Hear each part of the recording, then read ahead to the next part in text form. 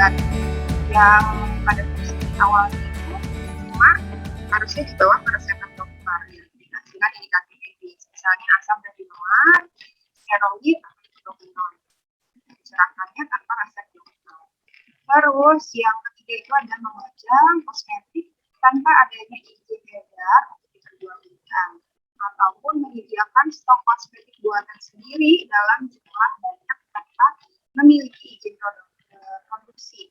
Jadi biasanya di home production ya banyak sekali yang meracik-racik kosmetik dicampur-campur sendiri, akhirnya beredar luas, tidak masuk izin edar, jadi berefek berbahaya bagi tubuh karena tidak dalam pengawasan atau ingredient yang tepat untuk diizinkan.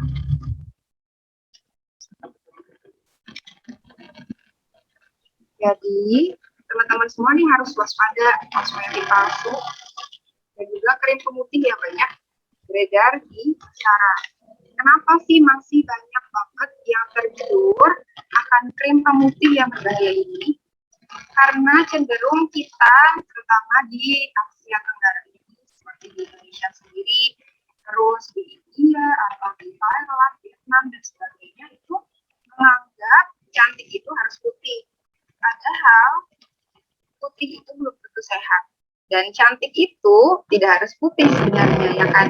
Kalau cantik itu artian yang idealnya adalah itu untuk memiliki kulit yang sehat, kulit yang lembab, bersinar, ya, kulitnya terhidrasi dengan baik, awet muda, itu yang sebenarnya dibilang cantik.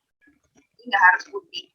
Putih itu belum tentu sehat. Siapa tahu habis pakai krim skincare yang berbahaya, yang efeknya jangka pendeknya emang putih, emang glowing, tapi ujung-ujungnya malah berefek samping banyak, berefek samping yang negatif.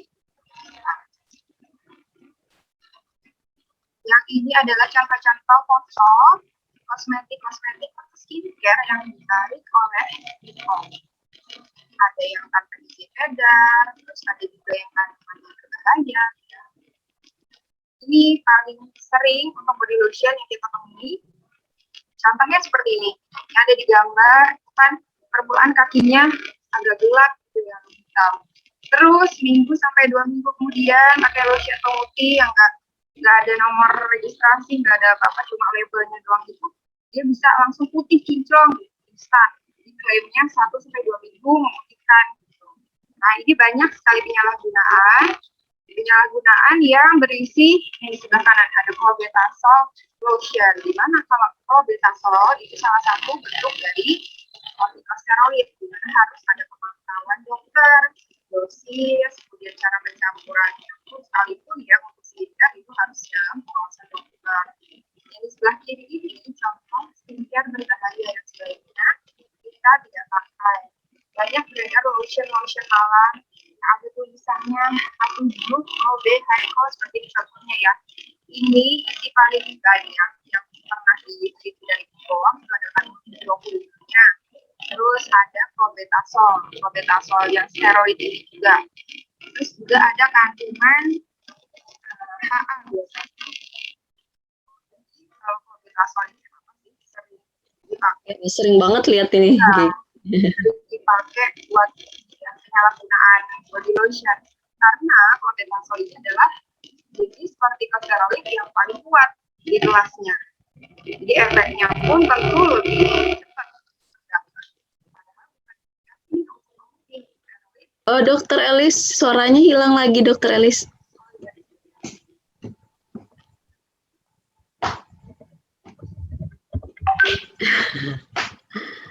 Dan berarti Dokter Elis terlalu bersemangat ini sampai speakernya tergeser. Iya Mbak Putri, gimana nih suara saya udah masuk ya? Kadang jelas banget gitu kan, tapi kadang hilang gitu. Ya, pas semangatnya itu Mbak, jadi kegeser mungkin. Ini udah jelas ya, Mbak Tri, Mbak Putri? Udah ya? Iya dok. Kita lanjut deh. Ya, sambil ini dulu diingetin kalau ada door prize ya di akhir acara buat teman-teman bisa bertanya langsung di via chat atau bisa raise hand aja ya kalau ingin bertanya langsung sama Dokter Elis. Silakan dok dilanjut. Oke, nah ini contoh dari daftar kosmetik-kosmetik yang tadi ditarik. Alasan penarikannya karena apa? Paling banyak itu kan kita lihat situ hidroquinon, terus ada tretinoin, ada merkuri. Jadi paling banyak sih emang 3 itu ya, sama penyalahgunaan steroid tadi. Jadi kita hari ini bahasannya yang penting-penting itu ada 4. Ada 4 tentang hidroquinon, tretinoin, merkuri maupun steroid. Karena itu yang paling banyak ditarik oleh BPOM. Penyalahgunaannya paling banyak. Iya. Oke, yang pertama kita akan jelaskan tentang merkuri. Merkuri ini sebenarnya apa? Merkuri ini punya simbol Hg. Nama lainnya adalah air raksa. Ini merkuri ini adalah salah satu logam berat dan satu-satunya logam yang berbentuk cair. Warnanya juga putih perak dan mudah menguap pada suhu ruangan. Banyak sekali merkuri disalahgunakan sebagai bahan produk untuk pencerahan atau memutihkan. Karena apa? Karena merkuri itu dia bisa menghambat yang namanya enzim tirosinase. Enzim tirosinase itu bekerja untuk membantu pembentukan pigmen yang memberi warna pada kulit atau yang kita sebut melanin. Dan juga merkuri ini apabila dia kena kulit, dia akan menghasilkan asam klorida namanya, yang nanti akan mengelupas kulit bagian luar. Fungsinya sebagai pengelupas ya, pengelupas juga. Makanya karena banyak sekali penyalahgunaan dan dilihat juga fungsinya demikian, BPOM sudah melarang penggunaannya biarpun pada dosis kecil apapun. Jadi kenapa tidak dibiarkan dalam dosis kecil sekalipun? Memang merkuri merupakan bahan berbahaya, bukan diindikasikan untuk terapi atau treatment menggunakan skincare. Jadi nggak ada yang menganjurkan sama sekali, terlebih juga para medis nggak ada yang memakai sama sekali merkuri ini untuk treatment atau skincare pemutih atau pencerah. Gitu ya. Terlarang ya dok ya merkuri ini ya, terlarang benar ya? Iya, ibaratnya kita logam berat, bentuknya cair, diolesin ke kulit gitu. Kan logam berat nggak bagus buat kulit, bersifat iritan, makanya jangka pendek dia bisa menimbulkan iritasi pada kulit. Contohnya itu ada dermatitis, kontak alergi atau iritan. Terus dia juga bisa merubah warna kulit, makanya sering disalahgunakan. Akibat ini juga cara kerjanya yang untuk pengelupasan juga ya kulit bagian luar, makanya efek jangka pendeknya kulit jadi menipis. Terus muncul noda-noda hitam yang sebelumnya emang nggak ada karena penumpukan logam beratnya itu di bawah kulit. Jadi lama-lama bisa yang namanya medisnya okronosis eksogen. Itu adalah noda hitam kayak pasir-pasir gitu tertumpuk di bawah kulit, akibatnya jadi tampilannya kayak flash gitu. Nanti akan ada dilihatkan ya gambarnya seperti apa okronosis eksogen. Terus jangka panjangnya apabila penggunaan terus-menerus, apalagi dalam dosis yang besar, jangka waktu yang panjang, karena sifat logam berat kalau kena kulit itu bersifat karsinogenik, dia bisa menyebabkan terjadinya kanker kulit. Nah, ini dari berita yang diambil dari NST, itu ada pelaporan efek samping dari merkuri. Kalau merkuri dioleskan ke kulit, itu dalam jangka waktu yang panjang, juga bisa akhirnya merusak organ-organ yang lain, seperti saluran cerna, di liver, di hati, kemudian juga bisa merusak ginjal, dan saraf biasanya, rusak saraf juga. Dan apabila sudah menjadi kanker, otomatis bisa mengarah ke kematian. Oke, ini nih yang sering contoh ya. Contoh kondisi kulit yang terpapar merkuri. Biasanya ada di iklan-iklan kayak gini ya. Ada di iklan-iklan yang mengklaim bisa putih instan.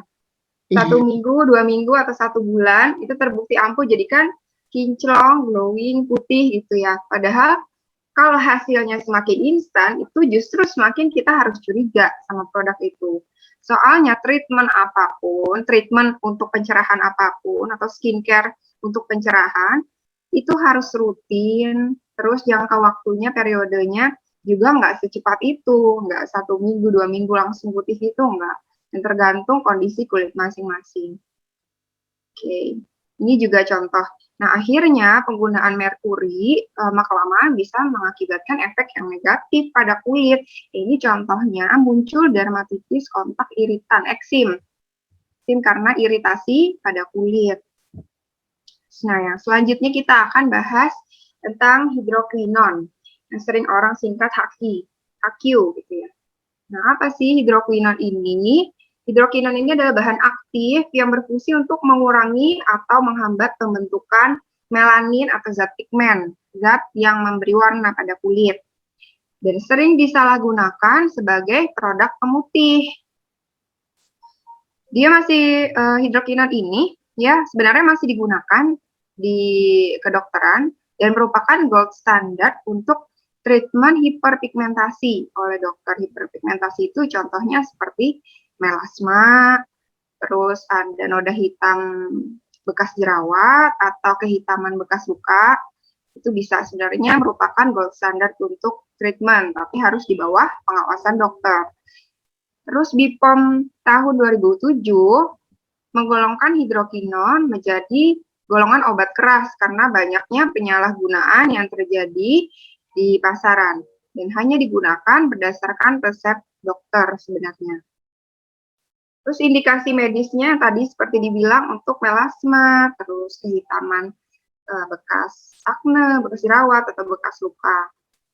Dan hidroquinon ini juga memiliki efek samping jangka pendek itu berupa iritasi kulit, di mana kulitnya bisa menjadi mudah merah, rasa terbakar, terus juga menimbulkan hipersensitivitas terhadap sinar matahari. Kenapa?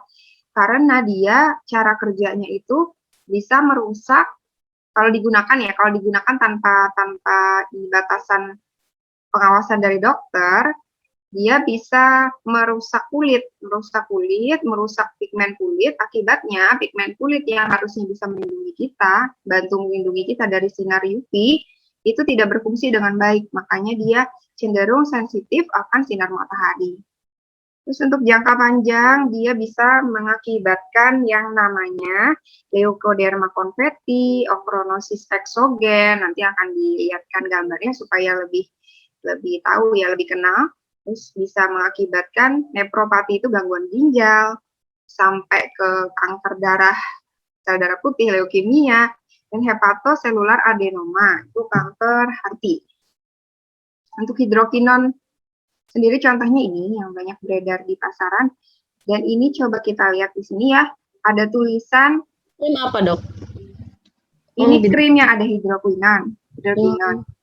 Nah, yang hidroquinon ini yang beredar di pasaran tentunya harus dengan resep dokter. Itu kan ada lambang tuh, lambang bulatan dan huruf K. Itu artinya obat keras. Di mana kalau obat keras seharusnya harus dengan resepan dokter. Itu juga ada tertulis di kemasan yang harus dengan resep dokter. Tapi sayangnya kadang-kadang apotek masih bisa ngeluarin gitu. Misalnya pengen beli Melanox, dikeluarin aja. Padahal kan udah ada simbol peringatan. Simbol K, simbol obat keras. Dan itu harusnya sih dengan resep dokter. Nggak boleh terdistribusi dengan luas. Karena rawan penyalahgunaan. Gitu. Nah kan untuk penggunaan hidroquinon sendiri, kalau untuk dokter, dipilihkan dosisnya sesuai dengan kondisi kulit saat itu, ada indikasinya apa enggak.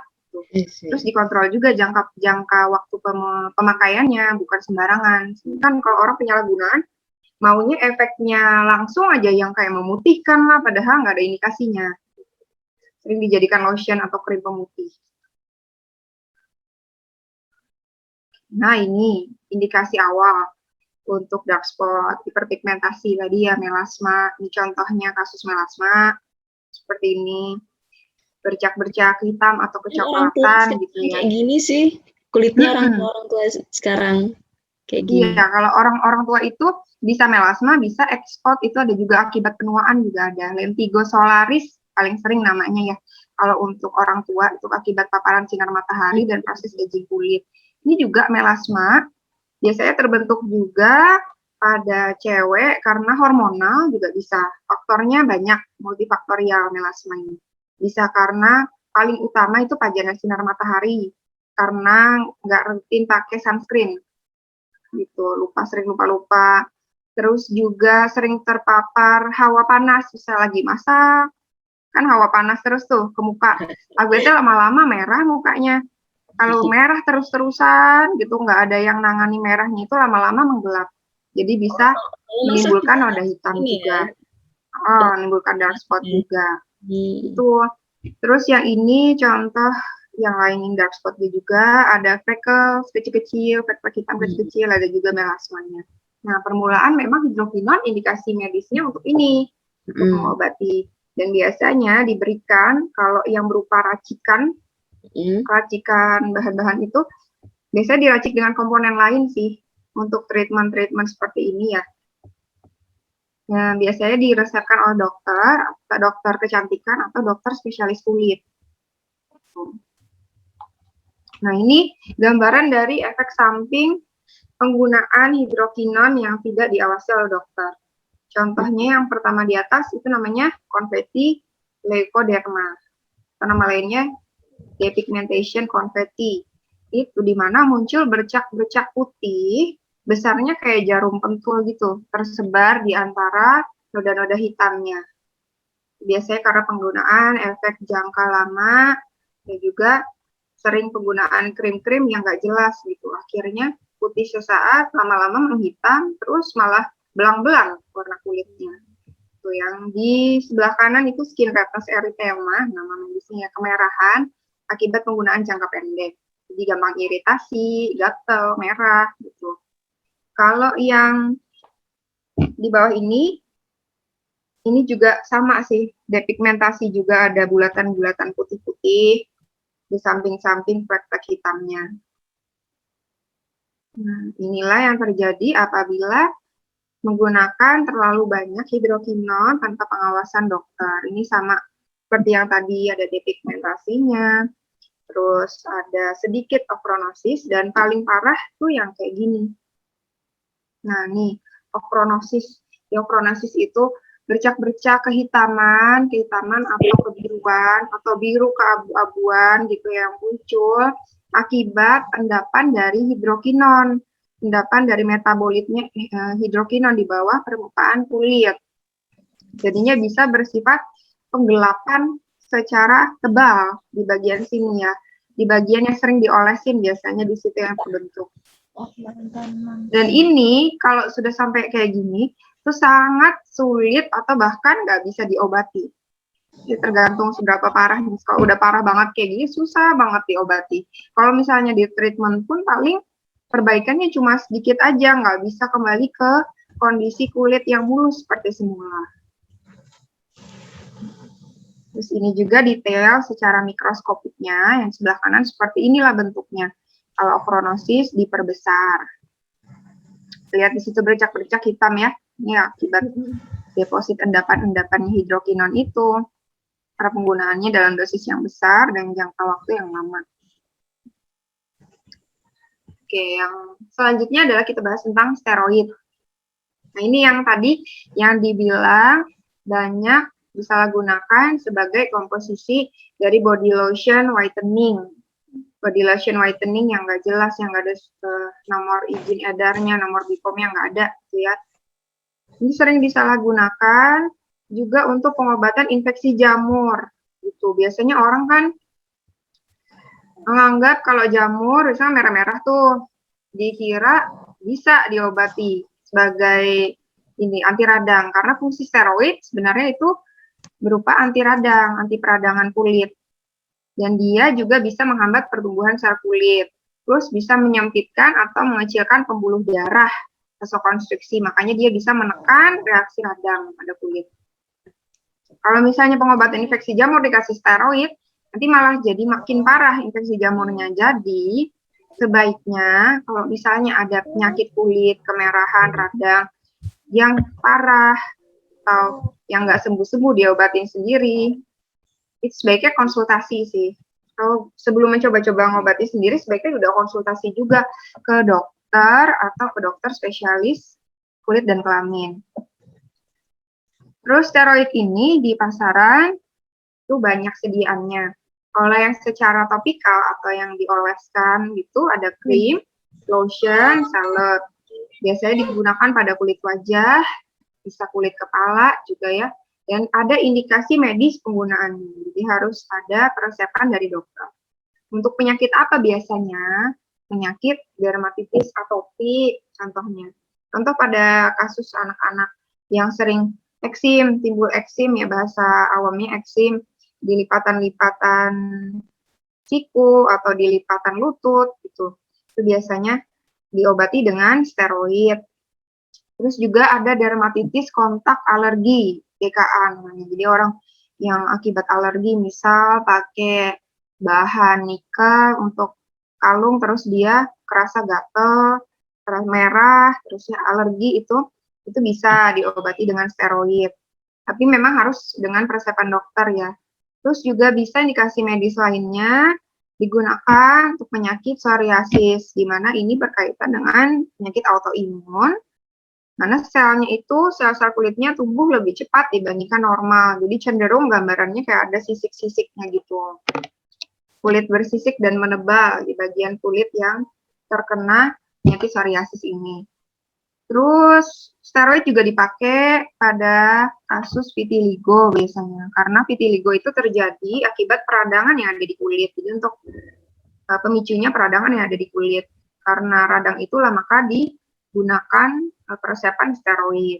Terus juga steroid dipakai untuk pengobatan SLE, sistemik lupus erythematosus. Jadi itu penyakit lupus, mana itu merupakan penyakit autoimun. Bisa muncul kemerahan yang namanya butterfly rash, munculnya di bagian pipi, bagian tengah sini. Itu juga diobati inflamasinya dengan steroid. Juga steroid ini bisa juga diobatin buat jerawat. Dipakai pengobatan jerawat yang lagi ngeradang-radangnya. Tanpa adanya nanah itu dipakainya yang steroid.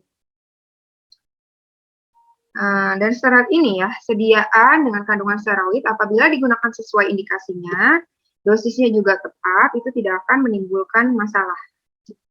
Jadi harus dengan kontrol dokter. Dan steroid ini banyak banget macamnya dan diklasifikasikan biasanya berdasarkan kekuatan.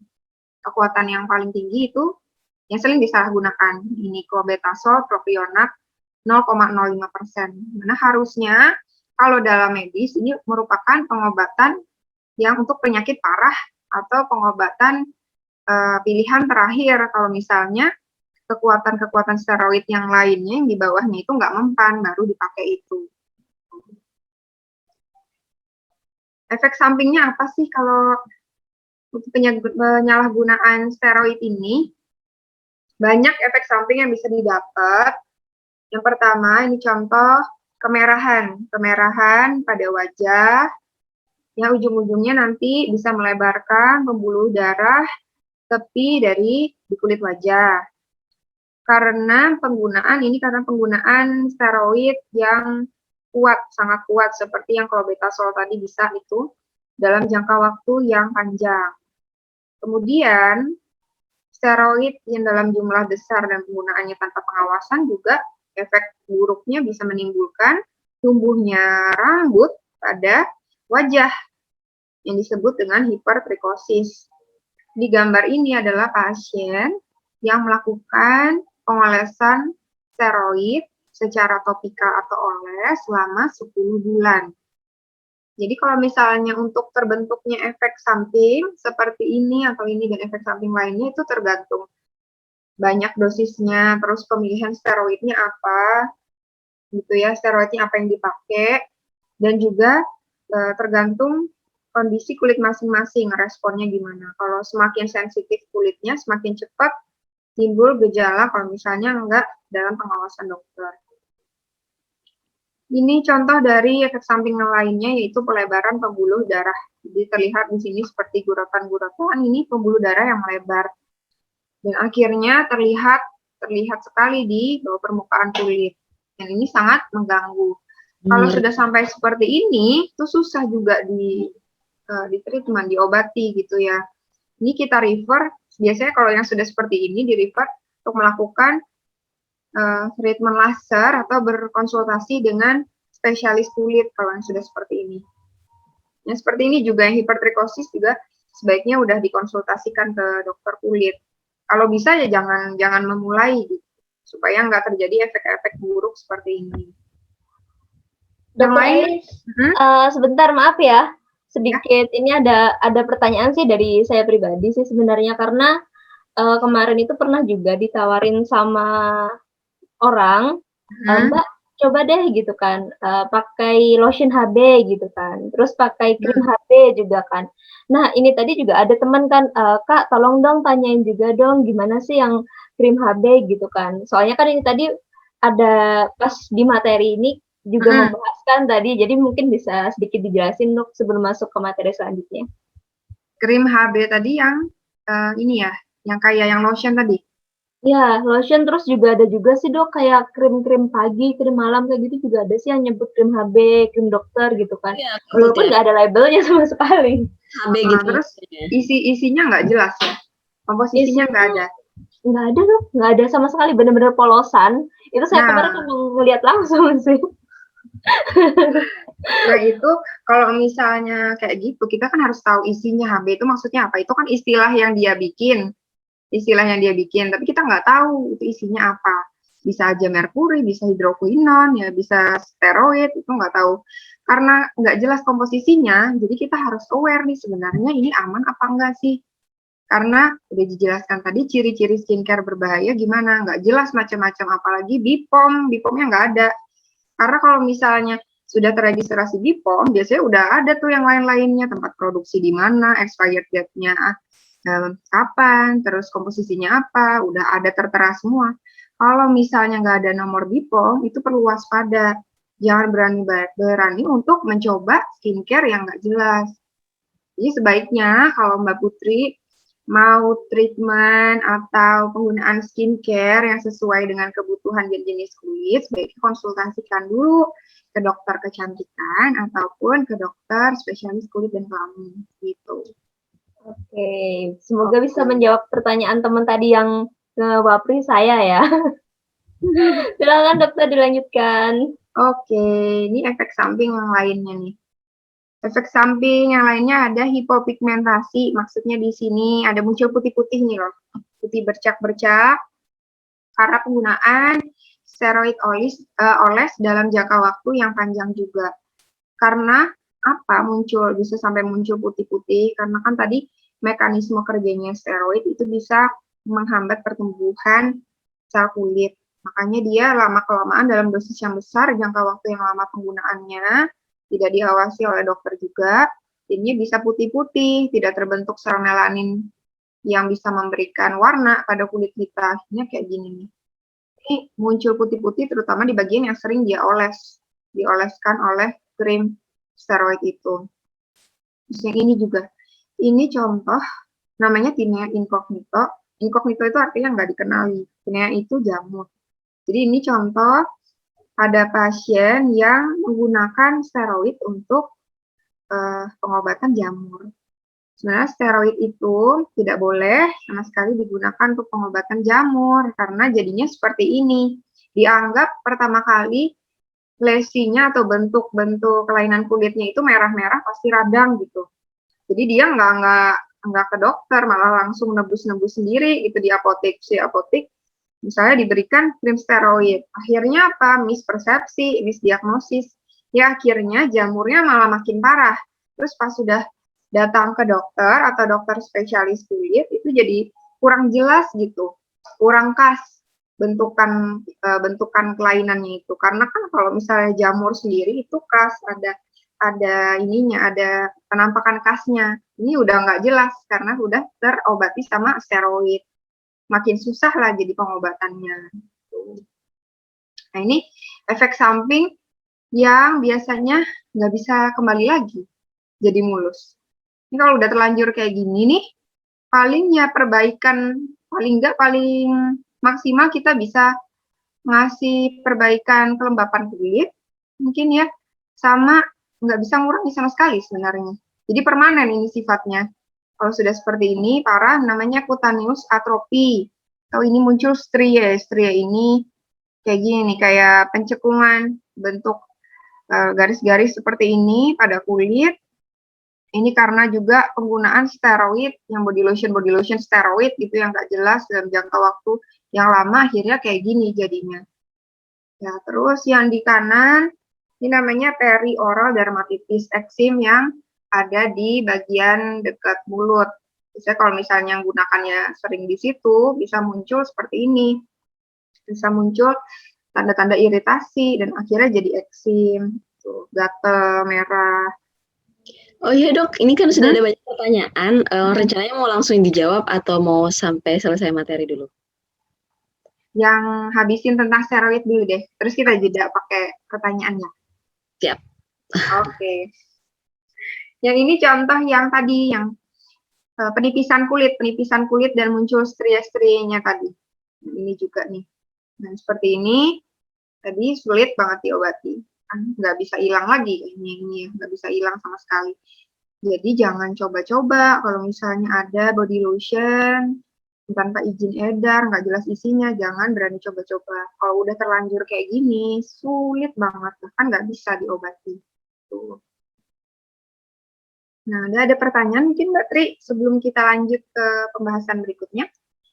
Oke, ini dari teman-teman sih yang di chat udah cukup banyak yang nanya, dok. Ya tadi boleh saya simpulkan ya dok ya, kalau antara merkuri, hidrokinon sama steroid, merkuri ini yang benar-benar dilarang, hidrokinon dan steroid ini sebenarnya boleh, tapi atas izin atau resep dokter gitu ya. Betul sekali. Bebas ya. Nah lanjut, pertanyaan dari teman nih ada Horenisa Nur Latifa, katanya mau nanya bagaimana cara mencegah dark spot atau dari efek panas memasak ya dok? Itu gimana dok?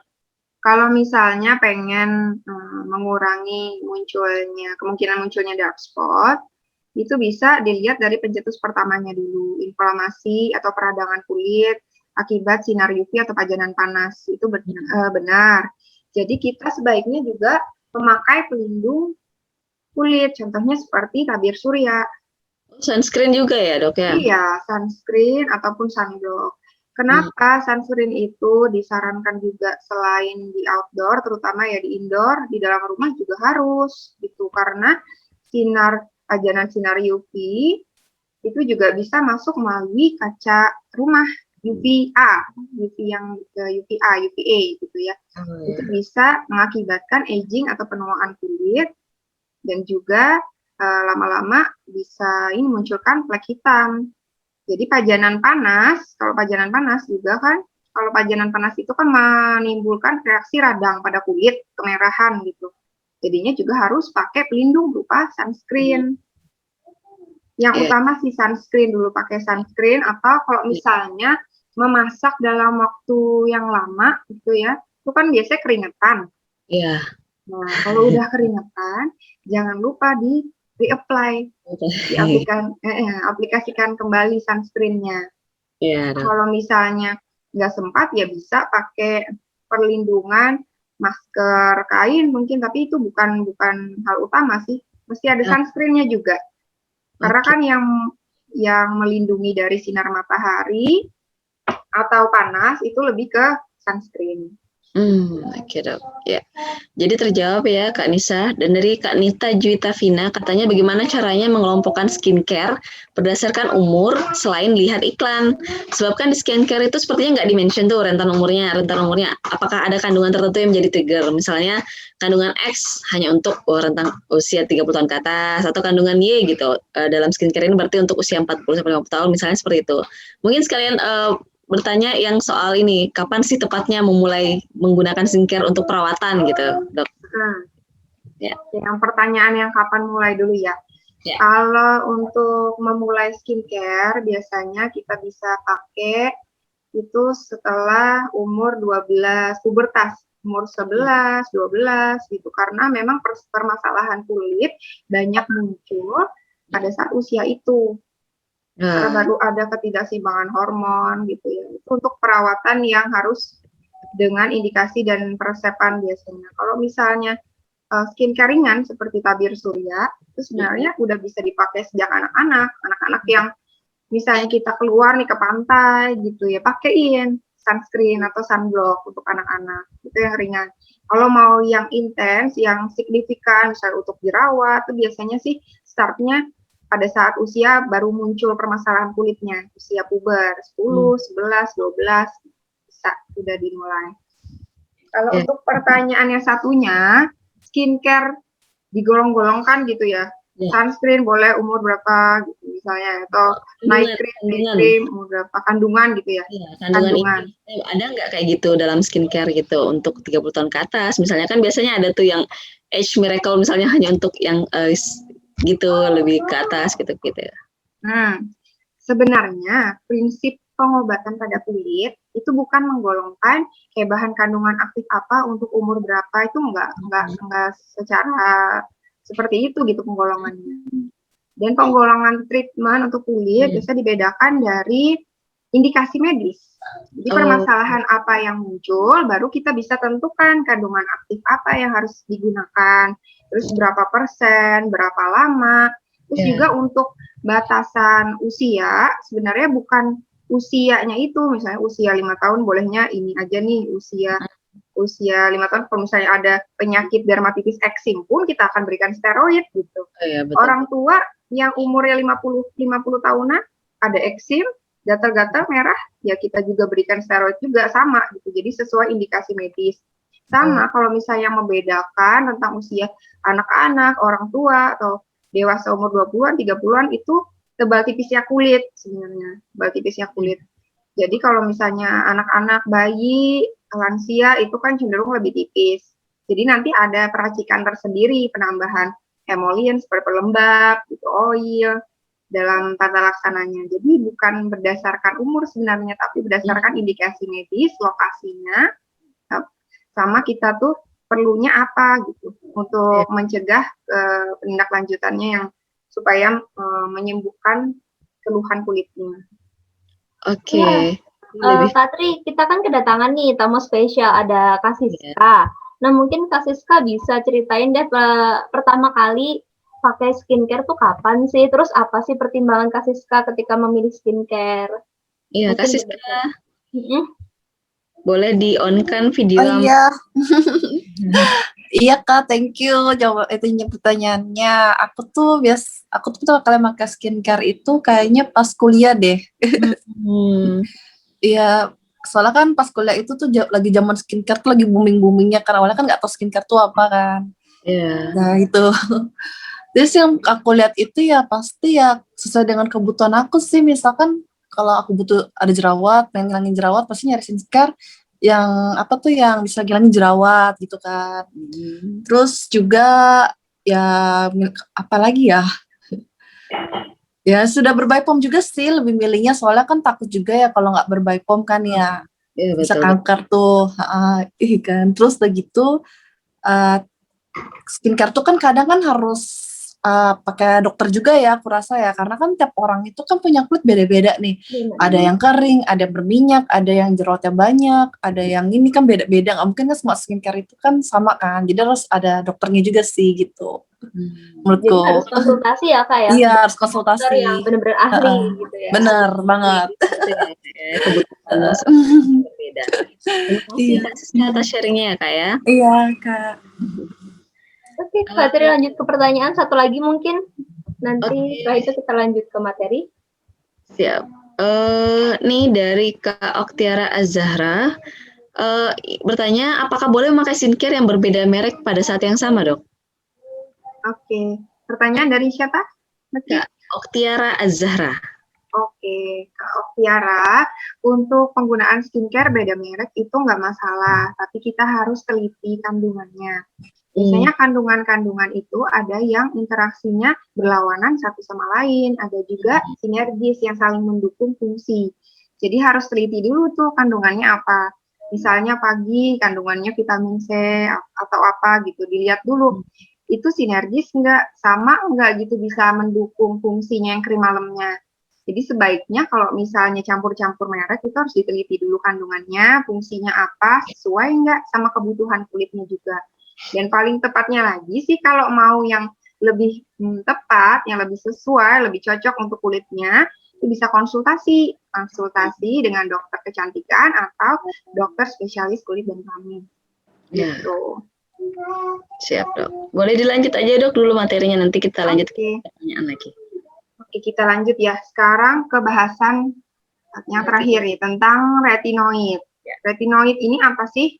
Retinoid ini adalah dia family name sebenarnya ya, family name untuk komponen-komponen yang mempunyai struktur dan komponen kimiawi yang sama dengan vitamin A. Singkatnya itu adalah turunan vitamin A, derivat vitamin A.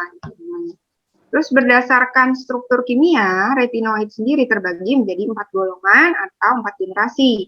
Dan yang paling sering dipakai itu adalah generasi pertama. Contohnya seperti retinol, retinaldehyde, terus ada tretinoin dan isotretinoin. Nah, kenapa kita bahas tentang retinoid? Retinoid karena banyak penyalahgunaan salah satu jenis dari regenerasi satu ini, yaitu tretinoin. Tretinoin itu tadi kan udah ada di tabel penarikan BPOM. Jadi kan selain ada merkuri, hidrokinon, ada tertulis retinoin. Nah, inilah yang menjadi masalah karena sering disalahgunakan. Dan retinoid ini kenapa sering disalahgunakan? Karena dia merupakan golongan retinoid yang paling kuat. Paling kuat, kekuatannya paling bagus di antara yang lainnya. Makanya sering disalahgunakan. Efeknya itu salah satunya pengelupasan. Kalau yang retinoid dalam dosis yang besar, itu bisa mengelupas kulit. Jadi harapannya itu bisa berubah warna kulit gitu, yang gelap jadi lebih terang. Itu sering disalahgunakan seperti itu. Padahal harusnya dengan resep dokter juga, sama seperti hidroquinon maupun steroid. Itu harus dengan resepan dokter. Terus ini, kalau retinoid itu bentuk yang tersedia di pasaran itu sebenarnya itu merupakan komponen basic yang belum bisa langsung aktif kalau kena kulit. Jadi bentuk aktif dari retinoid sendiri namanya retinoid acid ini. Jadi dia di tubuh setelah dioleskan ke kulit tidak serta-merta langsung menjadi komponen aktif yang berfungsi untuk kulit. Jadi dia diubah dulu dengan enzim-enzim berikatan dengan protein di dalam kulit, dan akhirnya jadi bentuk aktif yaitu retinoid acid. Terus ini tipe-tipe dari retinol yang tadi dibilang. Yang sering disalahgunakan adalah tretinoin atau namanya retin A, retin E. Karena kekuatannya paling tinggi, highest ya. Dan ini harus di bawah resepan dokter. Karena dia efeknya yang paling kuat. Jadi harus dipantau supaya nggak menimbulkan efek samping yang tidak kita inginkan. Dan tretinoin ini termasuk dalam natural retinoids. Artinya ini yang biasa digunakan secara topikal atau oles gitu. Kalau yang sintetik, retinoid, ini beda lagi. Kalau yang ini, dia biasanya obat sediaan oral atau diminum. Jadi semuanya yang sintetik retinoid ini, termasuk yang paling sering digunakan ini, isotretinoin, semuanya harus dengan resepan dokter. Nggak boleh sembarangan juga. Nah, karena banyak penyalahgunaan, maka BPOM juga menggolongkan retinoid atau tretinoin ya biasanya sebagai golongan obat keras yang harus dengan resep dokter. Kalau misalnya dalam dunia medis, terapi medis, ini dipakai untuk apa? Sebenarnya untuk aging, untuk melawan aging, memperbaiki photoaging. Photoaging ini maksudnya proses penuaan kulit yang diakibatkan oleh sinar UV, sinar pajanan radiasi sinar matahari. Dengan nanti efeknya bisa mengurangi kerutan, terus juga dia bisa membantu menghilangkan titik-titik noda hitam. Dia bisa juga untuk mempercepat pergantian sel-sel kulit paling luar, makanya efeknya bisa mengurangi kerut. Karena makin tua seseorang, tentunya juga proses pergantian kulitnya menjadi makin lama. Misalnya normalnya kan 28 hari sampai 35 hari. Misalnya makin tua usia seseorang, apalagi udah lansia, itu bisa lebih dari itu. Jadi lambat proses pergantian kulit. Bisa kita bantu dengan retinoid. Terus juga fungsinya untuk memperhalus kulit, juga dipakai sebagai pengobatan treatment jerawat karena dia mengontrol produksi kelenjar minyak pada kulit. Retinoid ini banyak disalahgunakan, tadi udah dijelaskan karena dia paling kuat, gitu, 20 kali lebih kuat daripada retinol. Retinol itu yang paling ringan. Karena yang beredar di pasaran sebenarnya yang tanpa harus ada resep tuh ada, seperti yang retinol ini. Dan dosisnya juga rentangnya paling 0,01 sampai 0,05 yang ringan-ringan gitu. Nah, itu jadi jauh dari efek samping. Terus retinoid ini Efek sampingnya juga kalau digunakan sembarangan bisa menyebabkan kulit terasa terbakar, gatal, merah, bahkan sampai timbul luka karena saking kuat dan saking seringnya memakai tanpa ada pengawasan dari dokter. Kulitnya lecet istilahnya. Nah, ini foto yang sebelah kanan ini adalah foto kemerahan pada wajah yang diakibatkan oleh penggunaan retinoid dalam jumlah yang besar. Biasanya ini bukan efek jangka lama, malah tergantung si sensitivitas kulit seseorang. Misalnya make 1 hari 2 hari juga udah bisa timbul seperti ini karena saking sensitifnya dan atau saking beratnya dosis yang diberikan ke muka gitu. Jadi dia bisa mengakibatkan kemerahan, kering, gatal ya.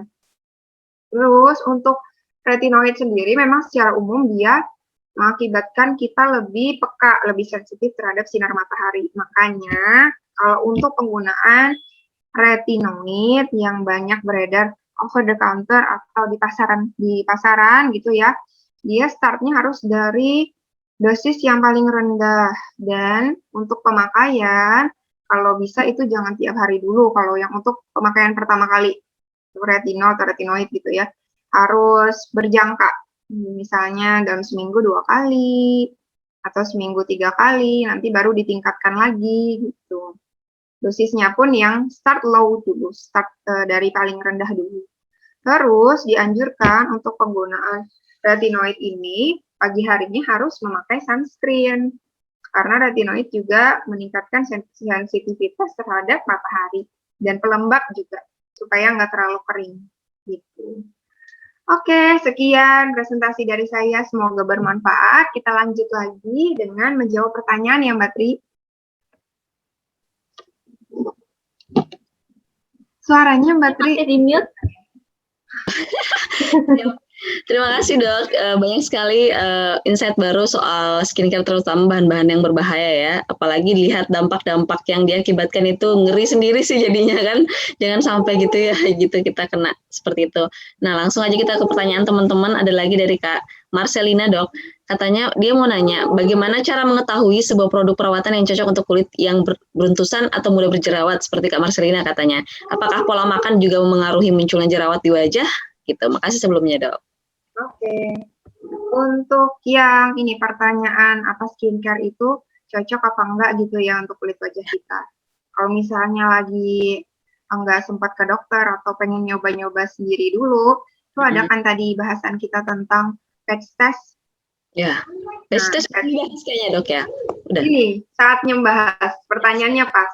Jadi patch test itu sebenarnya digunakan untuk ngetes apakah skincare yang pertama kali kita pakai itu cocok apa enggak tuh buat kulit kita. Jadi dia bukan ngetes kalau misalnya hasilnya positif tuh bukan, oh skincare ini berbahaya nih berarti buat tubuhku, berarti ada kandungan berbahaya, enggak, bukan seperti itu. Pada dasarnya patch test itu digunakan untuk mengetahui kita cocok apa enggak sama kandungan skincare yang kita pakai, alergi apa enggak gitu. Jadi patch test itu bisa dilakukan sendiri di rumah dengan cara mengoleskan skincare secara terus-menerus rutin ya, beberapa hari, bisa 2 sampai 3 hari, 2 sampai 3 hari. Jadi jangka waktunya 48 jam sampai 72 jam. Bisa di bagian leher bagian belakang. Atau di sini di lipatan dekat siku, nah di situ juga bisa dioleskan rutin tiap hari. Dilihat karena sensitivitas tiap orang beda-beda kulitnya, jadi kita bisa pakai paling lama itu 3 hari. Kalau misalnya sehari, oh udah ini nih gatal, merah, iritasi nih, berarti udah cocok. Atau bahkan ada orang yang baru pengolesan hari ketiga baru muncul tuh, ini batasnya 3 hari. Nah berarti kalau udah muncul reaksi kulit iritasi merah gatal itu berarti udah nggak cocok gitu. Dan juga jangan lupa untuk lihat kandungan skincare kita sesuai nggak sama kebutuhan kulit. Saya untuk mencerahkan itu sebaiknya kan pilihnya yang lightening agent yang bisa sifatnya mencerahkan seperti antioksidan vitamin C gitu. Terus ada arbutin gitu yang bebas di pasaran ya. Niacinamide gitu. Gitu. Kalau yang berjerawat tadi dok, kandungannya seperti apa nih yang biasanya untuk berjerawat dok? Kandungan seperti apa bahan yang tepat? Kalau untuk bahan yang tepat untuk kulit berjerawat, biasanya yang fungsinya bisa mengontrol produksi minyak. Faktor-faktor jerawat kan banyak tuh, salah satunya produksi kelenjar minyak yang berlebih. Kalau untuk menekan produksi kelenjar minyak yang berlebih, bisa dengan pengobatan dengan retinol yang tadi, retinol, terus pengobatan dengan BHA, beta hydroxy acid, gitu ya. Itu juga bisa untuk jerawat. Terus ada komponen natural seperti tea tree. Tea tree itu juga bisa untuk jerawat. Dan kalau misalnya lagi meradang, nah untuk jerawat yang lagi meradang ya, lagi meradang, terus ada nanahnya, seperti itu biasanya, itu sebaiknya ke dokter, dan dokter biasanya akan meresepkan juga ada komponen antibiotik untuk menekan reaksi inflamasi akibat bakteri. Gitu. Makanan juga berpengaruh ya dok ya? Makanan juga, makanan yang manis-manis, terutama ya manis-manis itu mendorong produksi insulin. Insulin akan mendorong produksi hormon kortisol yang akibatnya bisa memperbanyak kadar minyak kita di wajah. Oke. Sama ini dairy products, Mbak Tri. Dairy products seperti susu, keju itu juga bisa memicu banyaknya tumbuh jerawat. Ya. Karena minyaknya juga jadinya nanti produksinya berlebihan. Oke dok. Oh ya, kalau Kak Siska nih pernah nggak ada alergi skincare gitu? Ya Kak Siska, boleh nih di-share nih pengalamannya kalau ada alergi skincare. Aku sih nggak ada alergi. Kalau bisa dibilang tuh kulitnya tuh kayak kulit badak. Iya. Kulitnya berarti ini ya dok ya, mudah di ini ya, gampang kan ya. Kalau ini Kak Siska mungkin ada teman atau keluarga yang mungkin ada sering beruntusan atau mungkin sering jerawatan kayak gitu, pernah nggak sih nemuin? Jerawatan ya, kayak kalau jerawat itu biasanya munculnya tuh pas mau haid kali ya Kak. Terus kalau misalkan beruntusan, lanjutin sih kayak gimana ya? Kayak bopeng ada gitu. Itu kenapa ya kok nggak tahu? Boleh langsung sama dokter Elis. Iya dok, kalau bopeng tuh gimana dok ngilanginnya ya? Mungkin bisa sekalian tuh dok, misalnya nih kan setiap masa-masa PMS tuh biasa kan, cewek kan biasanya ada jerawat-jerawat mulai muncul. Nah mungkin misalnya apa sih skincare yang mungkin harus dipakai atau mungkin harus dihindari malahan pas waktu fase-fase PMS itu?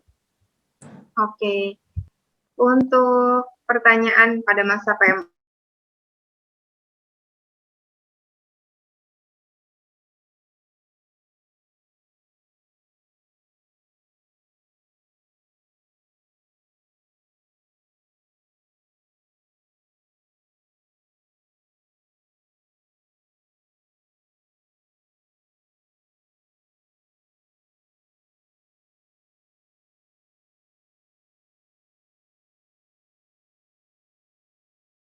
tentang bopeng ya?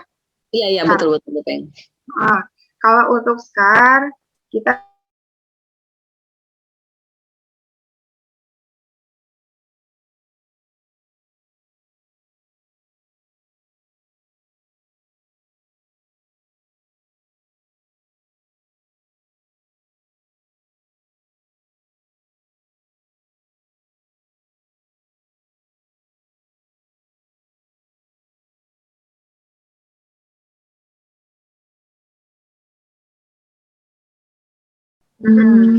Gitu. Udah terjawab ya Kak Siska ya? Udah Kak, thank you Kak. Mbak Tri, selanjutnya dari Kak Ilia Fitria. Iya dok. Tri, ada yang nanya nih lewat IG. Oh iya. Ada yang nanya dari Tio, itu nanya, dokter untuk laki-laki usia 36 tahun, kulit saya udah banyak flek, kulit kering, bagaimana bisa hilang? Nah ini, kalau kasus flek usia 36 tahun ya, jadi nambah nih salah satu faktor. Faktor flek kan multifaktor tuh, banyak banget ya. Kemungkinan juga bisa paling banyak sih dari sinar matahari, sinar radiasi, sinar UV gitu. Jadinya muncul flek akibat dari pajanan sinar matahari yang terus-menerus, tidak menggunakan sunscreen. Juga kalau cowok biasanya akibat proses penuaan. Karena proses penuaan ini sebenarnya bisa start dari usia 24 atau 25-an. Itu udah mulai proses penuaan kulit. Jadi kalau nggak dirawat itu juga mudah muncul flek. Atau juga noda hitam bisa muncul akibat jerawat yang sering dipencet-pencet sendiri. Banyak dimanipulasi sama jari tangan-tangan kita yang nakal nih. Suka mencet-mencetin, kadang kan nggak tahan tuh, ada jerawat dikit langsung dipencet, tuh jadinya nanti noda hitam. Gitu. Kayak macam-macam. Dan bisa hilang apa enggak, dilihat dulu fleknya apa. Kalau misalnya jenis fleknya hiperpigmentasi post acne, noda hitam setelah jerawat, itu masih bisa kita upayakan untuk hilang. Misalnya juga freckles titik-titik hiperpigmentasi yang kecil-kecil yang tersebar itu masih bisa kita upayakan juga dengan laser, treatment laser. Kalau untuk melasma juga bisa dengan laser, bisa dengan laser atau juga dengan skincare yang ada kandungannya. Contohnya seperti yang ada di penjelasan ya, hidrokinon masih digunakan sebagai gold standard dari hiperpigmentasi. Tapi tidak digunakan tunggal, biasanya ada campuran-campurannya. Makanya sering harus dikonsultasikan dulu sama dokter. Selain hidrokinon juga, dosisnya juga dipilihkan juga sesuai dengan kondisi dan jenis kulit. Oh, iya. Oh, ini terkait sih sama pertanyaan Mbak Ilya tadi juga sih, katanya umur 24 sudah ada flek karena tidak memakai sunscreen dulunya. Jadi tadi udah terjawab juga, dia tanya tentang cara menghilangkannya dok ya, antara bisa langsung ini ya konsultasi sama dokter soal bahan tertentu gitu yang bisa menghilangkan flek tersebut. Tapi dia pernah bilang katanya pernah memakai merkuri dok, itu harus berhenti memakainya, tiba-tiba muncul iritasi dan purging. Apakah bisa disembuhkan? Itu dari Kak Ilya, purging. Bisa kalau cuma ini nggak ada ini kehitaman, noda hitam itu masih lebih mudah untuk diperbaiki kondisi kulitnya. Kalau purging terus banyak beruntusan itu sebaiknya dikonsultasikan, nanti di dokter akan dilihat kondisi kulitnya dulu. Apakah kulit mengalami iritasi, kemerahan atau enggak. Kalau misalnya purging, breakout itu biasa ada sih, bisa kayak merah-merah ya, dasar kemerahan pada kulit. Misalnya nanti akan ada peresepan khusus, misalnya krim steroid dulu. Terus juga yang utama harus mengembalikan kesehatan sawar kulit, barrier kulit. Jadi kan kalau misalnya penggunaan merkuri pasti merusak barrier kulit kita, sawar kulit kita. Jadi gampang infeksi, gampang beruntusan, gampang tersumbat pori-porinya. Makanya harus dikasih misalnya pelembab, selain anti radang campuran dengan pelembab.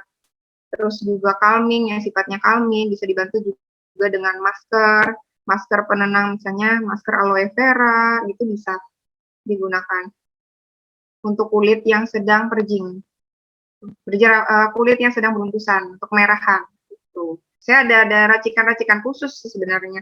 Jadi lebih baik, apalagi kalau baru stop dari krim berbahaya ya yang nggak disarankan sama sekali, baiknya konsultasi ke dokter spesialis kulit yang seperti itu, biar diresepkan sesuai dengan keadaan kulitnya saat itu.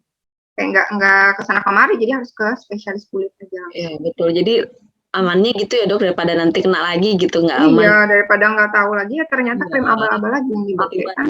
Berat deh. Dari Kak Rusidayati, apakah produk BPOM yang diracik sendiri itu berbahaya? Misalnya obat vitamin E dicampur aloe vera kayak gitu. Terima kasih dok. Dari Kak Rusidayati. Kalau kandungannya cuma vitamin E dan aloe vera itu aman sebenarnya, karena itu kan antioksidan. Yang vitamin E juga aloe vera juga nggak ada efek samping berbahaya bagi kulit. Dan kalau misalnya udah melalui proses BPOM, memang terbukti itu udah sesuai ya, dicek juga udah ada nomor registrasi, ada buktinya terdaftar, itu sebenarnya udah aman. Karena di BPOM sendiri udah melalui uji-uji lab yang sudah terbukti aman gitu, ada uji secara kadarnya, kuantitatif, secara kualitatif, semuanya udah dijalankan. Jadi kalau udah ada nomor BPOM yang udah ada surat izin edarnya, itu aman aja sih. Oke. Kita punya waktu kurang lebih 10 menit lagi kali ya untuk tanya jawab, sisanya nanti kita lanjut, sisanya door prize. Jadi mungkin akan saya pilih beberapa lagi, teman-teman mungkin tidak bisa kejawab semua dulu ya. Ada yang nanya hidrokinon pada ibu hamil dengan kadar rendah apa boleh dok? Dari Kak Vindi. Oke. Untuk hidrokinon pada saat hamil, seperti yang kita tahu, waktu hamil kan sering tuh muncul juga flek-flek akibat memang hormonnya yang nggak seimbang. Kalau misalnya datang dengan keadaan hamil, terus muncul flek 1 gitu, tapi gregetan nggak sabar, pengen banget ngilangin gitu ya, itu bisa sebenarnya hidrokinon, dosis rendah nggak masalah, tapi di area itu aja. Karena kalau penyerapan secara topikal yang dioles itu nggak sebesar yang diminum kan. Jadi kalau di area itu aja, misalnya di titik sepitik gini aja bisa dosis rendah, dan jangka waktu penggunaannya pendek saja cuma seminggu gitu nggak apa-apa.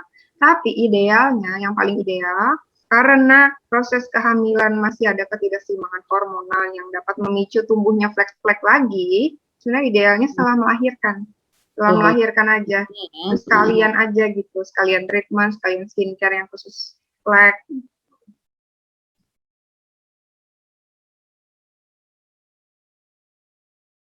Apa lagi pertanyaan mungkin yang saya ini dulu, Dok? Kan tadi ada yang ini mengenai skincare natural, Dok, dari buah-buahan. Apakah itu sangat berpengaruh terhadap wajah dari Kak Oktiara? Skincare dari buah-buahan, apakah itu aman? Kalau untuk buah-buahan, rata-rata sih emang aman. Tapi kalau misalnya dari buah-buahan, kita nggak bisa ngontrol dosis. Karena kan kita nggak tahu persentase, misalnya dari buah lemon, buah jeruk, itu kan memang ada kandungan vitamin C.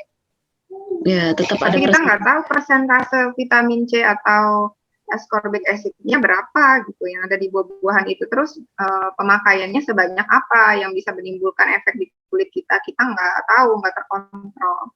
Kalau bisa yang ngeracik-racik sendiri dari buah-buahan, sudah ada efeknya, tapi kan tergantung lagi efeknya munculnya kapan tuh nggak jelas, karena dosisnya juga nggak bisa terpantau. Kalau mau yang dari natural ingredient seperti itu, yang sudah dijual banyak di pasaran dan itu ber-BPOM, dilihat juga kandungannya sih, itu udah jelas. Jadi kalau misalnya udah ada kandungannya berapa persen tuh udah jelas. Terus nanti kan ada juga keterangan di situ, kira-kira efeknya akan pencerahan seberapa lama. Kalau yang lebih natural ingredients, itu sifatnya untuk maintenance sih, maintenance mempertahankan kondisi kulit itu lebih bagus. Kalau lebih permasalahan yang berat, gitu ya, kalau untuk permasalahan yang berat, sebaiknya konsultasikan ke dokter, karena memang terapinya juga harus dengan di bawah pengawasan dokter, bahan-bahan aktifnya, gitu. Iya, Dok. Iya, saya lihat sih beberapa pertanyaan ini beberapa udah dijawab secara tidak langsung sama Dokter Elis. Mungkin teman-teman yang ingin bertanya melalui langsung di-on-in aja gitu, di-unmute aja, bisa raise hand aja ya teman-teman ya. Siapa tahu ada yang pengen bertanya langsung. Sisa masih ada sekitar 6 menit lagi kita untuk tanya jawab. Setelah itu kita lanjut ke bagian akhir sesi acara kita, yaitu door prize. Door prize berupa paket treatment dan produk perawatan dari Glow Skin Estetik Klinik Banjarmasin. Kak, saya mau bertanya. Boleh, silakan. Dengan siapa? Perkenalkan, nama saya Marcelina. Hai Dok, hai kakak-kakak semuanya. Saya mau bertanya, apakah produk kecantikan dengan bahan alami itu jauh lebih baik ya Dok untuk kulit? Makasih sebelumnya Dok. Terima kasih Kak. Iya, halo Marcelina. Pertanyaannya ini ya Mbak, kurang lebih sama yang kayak yang tadi ya berarti ya. Bahan-bahan alami. Kalau bahan-bahan alami memang lebih aman sih, relatif lebih aman untuk kulit. Tapi disesuaikan juga dengan kebutuhan kulitnya. Kalau kulitnya nggak begitu banyak masalah, ya nggak apa-apa, nggak masalah bahan alami. Tapi kalau misalnya sudah ada permasalahan seperti jerawat, apalagi yang parah, terus muncul noda hitam, itu kalau mau lebih cepat dan lebih sesuai tepat ya pengobatannya memang harus dengan konsultasi dokter sebenarnya. Gitu. Dan juga ada treatment-treatment tertentu untuk penyembuhan masalah kulit. Udah gitu, gimana Marcelina? Iya Dok, makasih Dok. Oke. Ada lagi nggak? Satu pertanyaan terakhir nih, siapa lagi yang mau sebelum kita menutup rangkaian acara dengan door prize di akhir acara? Ada lagi yang ingin bertanya langsung sama Dr. Elis? Saya boleh bertanya? Boleh, silakan Kak Nisa. Oke, terima kasih kesempatannya.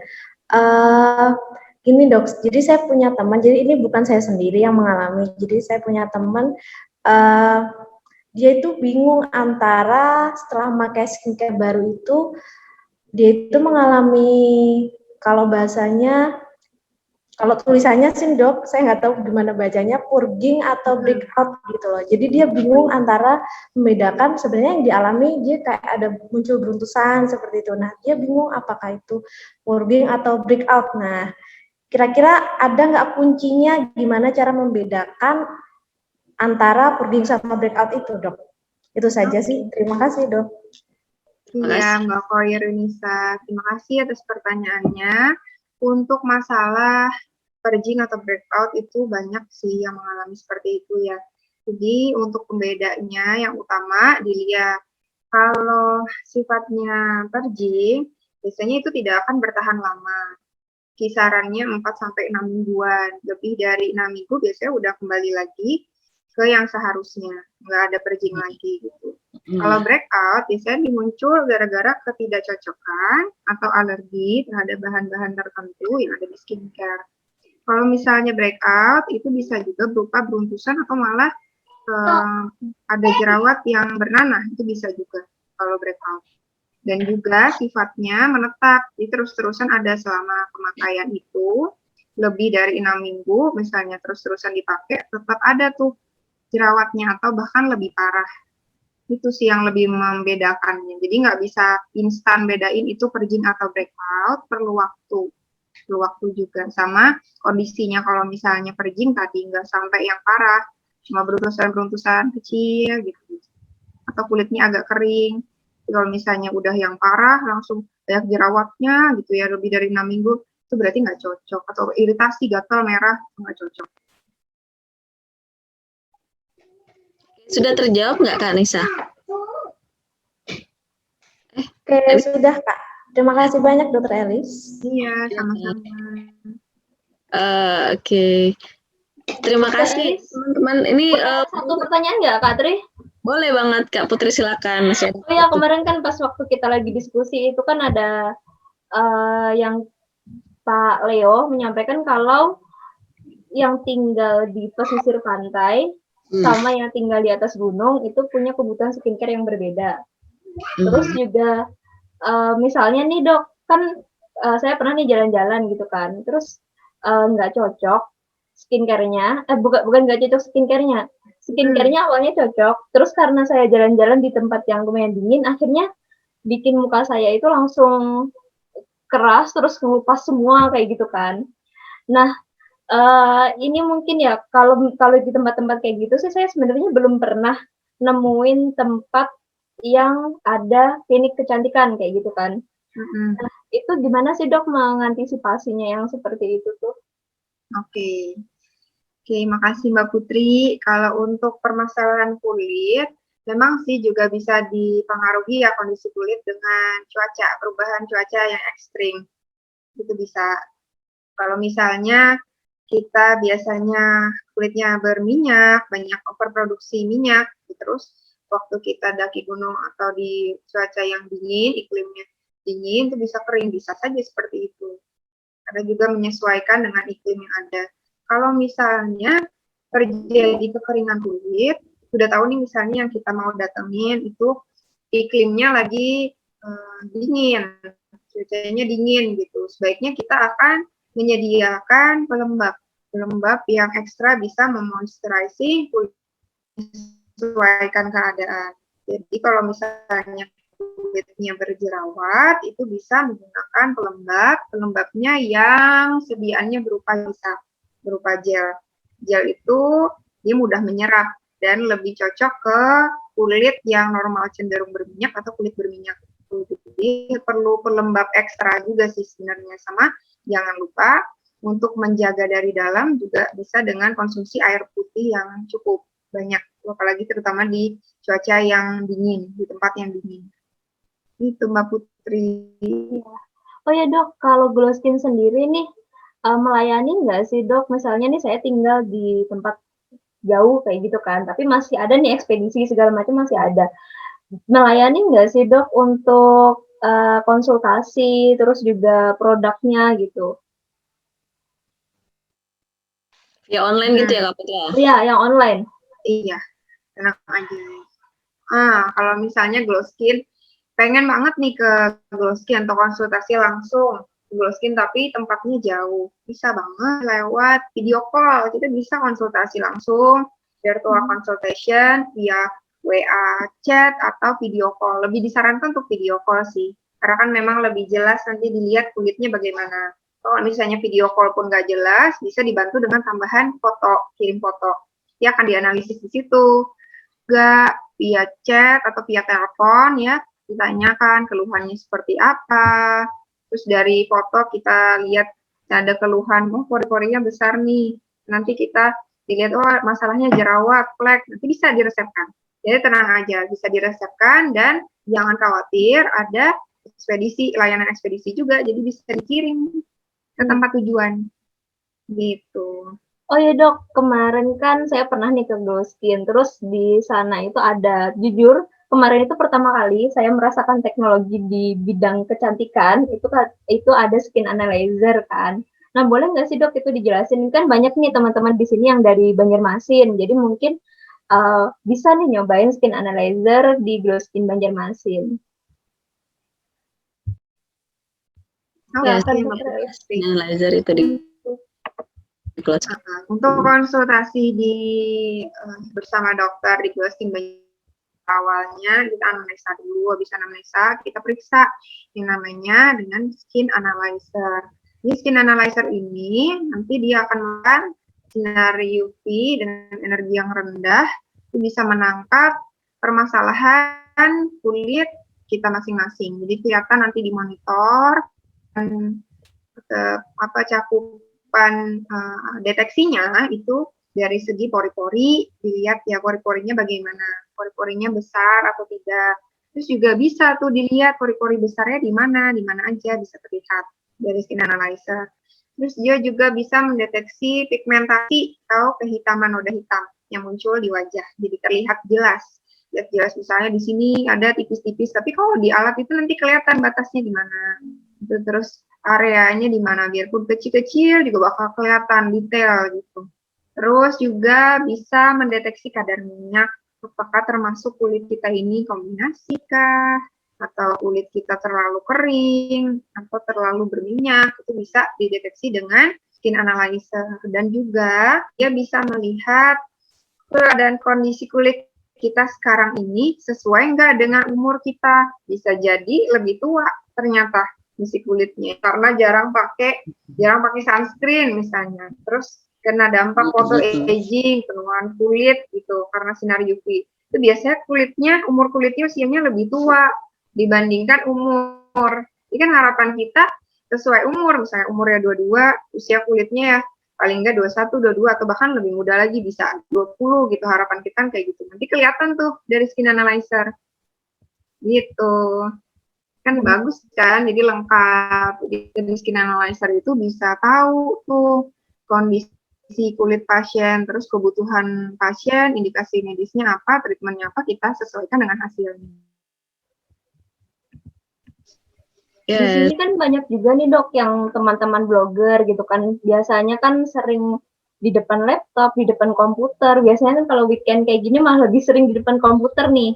Itu tetap perlu menggunakan sunscreen juga ya dok ya? Ini kan masih banyak yang sering tanya, perlu nggak sih pakai sunscreen? Kan kita di depan komputer aja gitu loh. Ada juga kan yang misalnya content creator kan mereka ada lighting kayak gitu kan biasanya. Nah, itu juga tetap perlu sunscreen juga ya dok ya?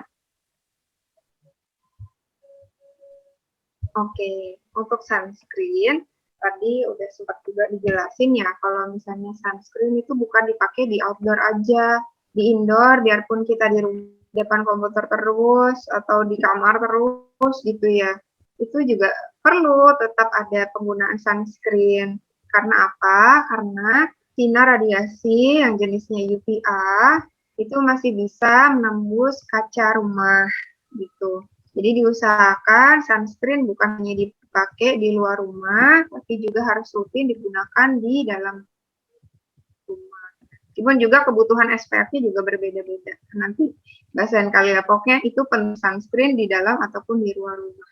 Oke dokter, terima kasih. Jadi terjawab ya teman-teman yang biasanya nanya, kita tuh masih perlu nggak sih?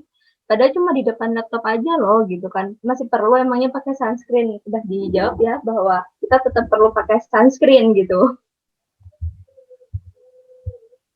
Ya bener, saya juga baru tahu sih soal yang perlu pakai sunscreen itu kayaknya baru tahun ini deh tahu. Kalau sunscreen itu harusnya dipakai juga dalam rumah gitu. Ya terima kasih banyak untuk Dokter Elis. Mungkin ada sedikit pesan-pesan buat kita semua nih, Dokter Elis, bagian akhir. Oke. Jadi sehubungan dengan tema kita yang skincare berbahaya, jadi disarankan teman-teman semuanya, kalau mau memulai memakai skincare, terutama yang beredar secara luas, kita harus teliti dulu. Teliti apa dalam ciri-ciri skincare berbahaya atau tidak. Dilihat dari paling penting sih nomor BPOM-nya ya, ada surat izin edar, nomor BPOM-nya apa enggak. Karena kalau misalnya udah ada izin edar BPOM dan terbukti memang pas kita cek itu sesuai, biasanya sudah aman karena dia sudah melalui uji lab ya, jadi pasti ada nomor registrasi, terus nama perusahaannya pasti ada karena sudah lulus seleksi BPOM gitu. Terus untuk merawat kulit itu jangan malas-malas merawat kulit. Merawat kulit lebih dini itu lebih baik karena kulit yang sehat itu sebenarnya terhindar dari proses penuaan yang cepat, proses aging yang cepat gitu. Jadi semakin dini kita merawat kulit kita, semakin sehat, terus semakin juga jauh terhindar dari penuaan dini. Misalkan kalau ada kerutan-kerutan gitu kan ganggu banget, apalagi kalau misalnya baru aja usia 25, misalnya 24 udah banyak kerutan kan kita nggak mau kayak gitu. Jadi harus ada awareness lah, kesadaran untuk merawat diri kita mulai sejak dini. Gitu. Oke, itu aja sih dari saya. Menarik sekali. Oke, terima kasih banyak ya dok. Materinya saya benar-benar ya terbuka beberapa hal yang banyak belum saya tahu, apalagi memulai skincare cukup terlambat sih dok, saya pribadi. Dulu SMA kuliah itu kayaknya nggak ada pakai apa-apa deh, termasuk sunscreen. Nah, sedikit saya simpulkan tadi materi yang dibawa oleh Dokter Elis bahwa ternyata kosmetik itu terbagi dua. Kalau ada kosmetik perawatan dan kosmetik riasan, di mana kosmetik perawatan itu adalah skincare ya. Dan yang pasti ada beberapa ciri-ciri skincare berbahaya yang tadi sudah dipaparkan sama Dokter Elis, termasuk dari harus BPOM yang nggak ada BPOM-nya, terus nggak jelas mereknya, nggak jelas cara penggunaannya dan lain sebagainya. Dan bahan berbahaya ada 4 poin yang mungkin sering digunakan, padahal itu sudah berbahaya atau harus resep dokter itu seperti merkuri, hidrokinon, steroid, sama retinoid ya dokter ya.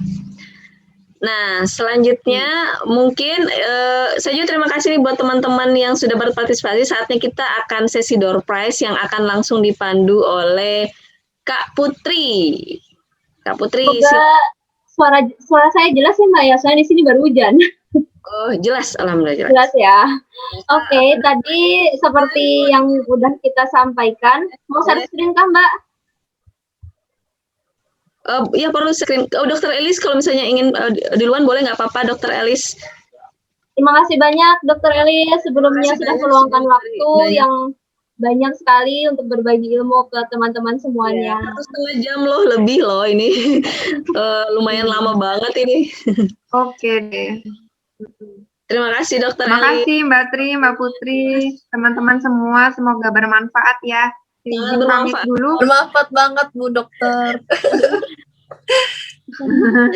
Aduh, banyak PR. Share screen saya kelihatan nggak Kak Tri? Belum. Atau saya yang nggak kelihatan ya? Oh iya, udah. Sudah ya? Udah, siap. Kelihatan.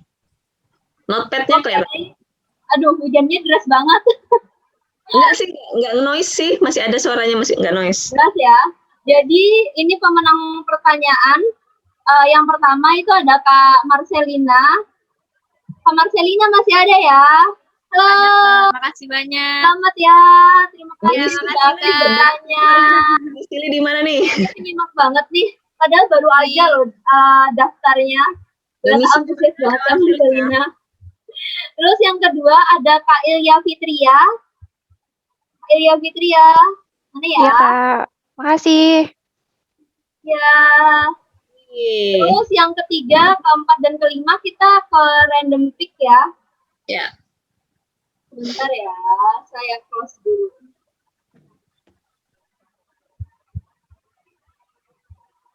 Nanti terakhir kita ada foto bareng ya teman-teman ya. Minta tolong bahas bagian akhirnya dibuka videonya ya setelah door prize.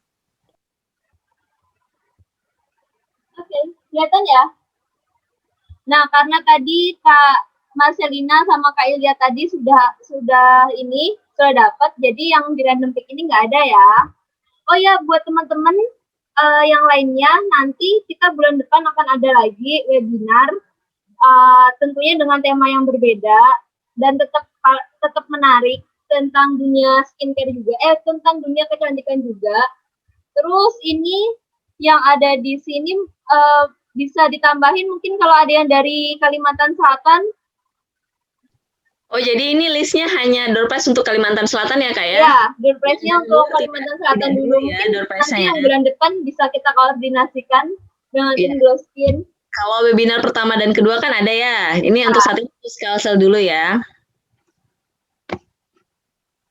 Ada yang belum ada namanya nggak? Boleh dicek yang Kalsel, silakan kalau ada yang namanya. Yang teman-teman yang sudah ditunjuk nanti bisa langsung hilang. Teman-teman yang Kak Sri, Kak Nisa, nanti kita setelah ini ya. Ada yang kurang? Ini ada beberapa nama tapi nggak tahu apakah mereka Kalsel atau bukan ya. Kayak Susanto Anang, Narni, Sipan. Ini teman-teman yang ini ada yang di Kalsel nggak di sini yang hadir saat ini? Untuk diikutkan door prize random pick. Bentar ya. Masih ada Pak?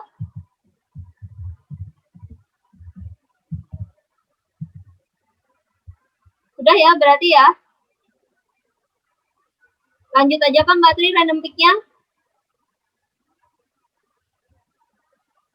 Kak Khoirunisa ada ya?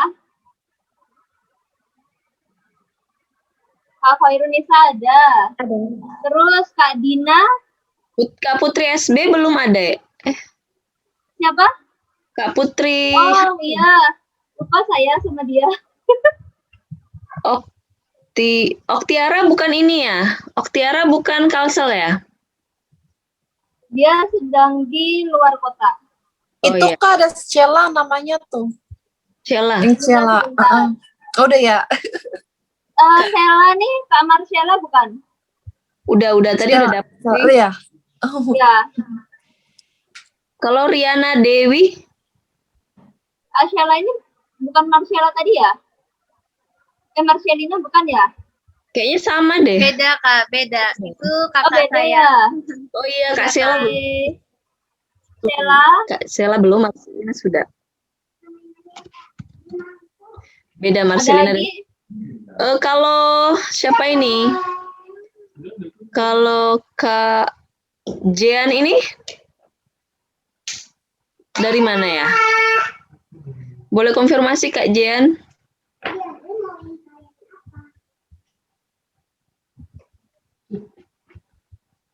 Kak Nita bukan ya, bukan Kalsel ya. Kak Oktiara bukan Kalsel ya tadi ya. Kak Riana bukan Kalsel Dewi juga. Kalsel bukan. Terus Sidanti Sosi sudah.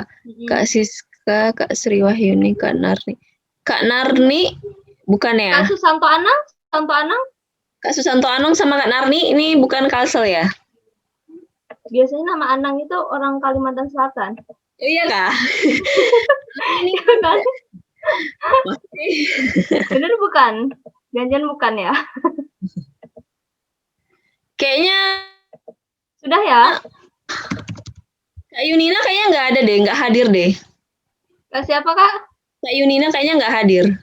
Oke, jadi hapus ya teman-teman biar fair ya. Biar ya. Khoirunisa ada, Kak Dina Mei. Kak Diname ada? Kak Diname ada, Kak Rusidayati, Ini nggak tahu dari Kalsel atau bukan sama Kak Narni. Kak Narni siapa ini? Kak Rusidayati ada ya. Kak Eni tadi ada, Kak Mia ada. Bukan Kak Mianya, Mia Endriza. Nggak ada. Aura Azmi. Siapa nih Aura Azmi? Itu nama lengkap Puput. Bukan. Siapa, Kak? Bukan berarti Kak Mia bukan. Iya, Kak Mia benar. ya? Ini Bukan ya? Kak Mia kah? Kak Mia Nah, Yunita. lengkapku 3 kata. Oke. Itu Mia Yunita aja. Oh, alah. Berarti ini Pian kah, Kak? Iya. Oke, Kak terus Aura Azmi ada?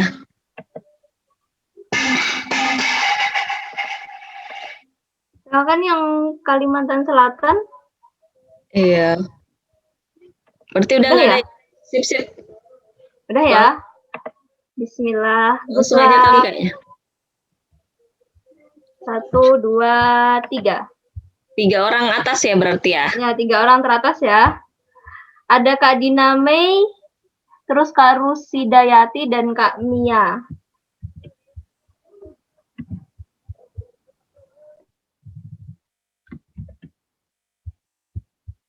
Yeay, selamat buat ketiga pemenang Random Pick.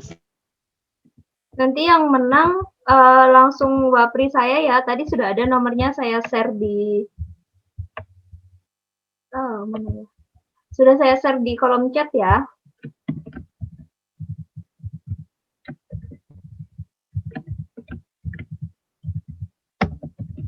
Oh ya, ini Mau foto bareng. paket perawatan dan juga skincare-nya. Nanti ada sesi konsultasi ya dengan dokter biar disesuaikan juga dengan jenis kulit teman-teman.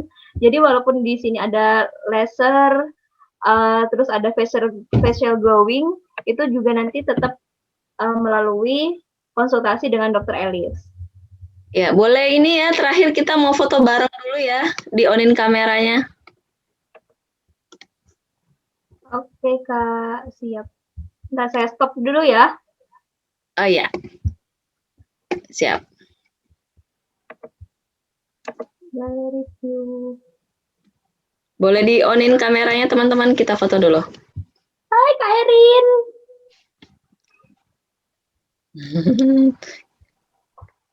Dulu ya.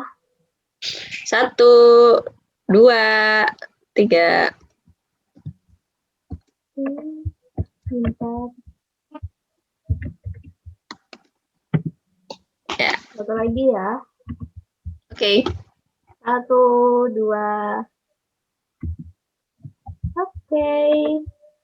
Terima kasih banyak loh teman-teman yang sudah meluangkan waktu untuk hadir di acara. Terima kasih. Terima kasih Kak Siska sudah mau berbagi pengalamannya. Makasih juga Kakak udah diundang. Terima kasih teman-teman sudah hadir. Iya, teman-teman juga makasih. Halo. Ya, terima kasih yang sudah bertanya juga tadi ya, meramaikan dan antusiasnya luar biasa ya. Terima kasih. Sampai jumpa di webinar selanjutnya ya, teman-teman ya. Dadah. Dadah. Silakan kalau mau live silakan. Kak Putri, ini mau lanjut apa? Oke, sudah baru matiin ini live streamingnya. Live streaming IG. Oke, berarti nanti tinggal lanjutin di WhatsApp grup ya untuk teman-teman Female Blogger of Banjarmasin. Terima kasih. Dadah. Selamat kembali beraktivitas. Assalamualaikum. Sehat terus ya. Assalamualaikum. Salam.